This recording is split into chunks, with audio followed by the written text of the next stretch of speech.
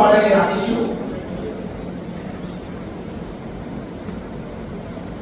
અને જે રીતે બોલવામાં આવે તે આપણે બોલીશું. અમે ભારતના નાગરિકો લોકશાહીમાં શ્રદ્ધા રાખીને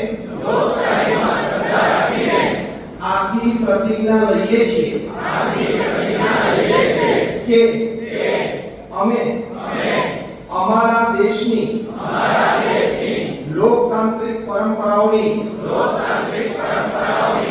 અને મુક્ત ન્યાયી તેમજ શાંતિપૂર્ણ ચૂંટણીઓની ગરિમા જાળવીશું તેમજ દરેક ચૂંટણીમાં નિર્ભયતાપૂર્વક અને ધર્મ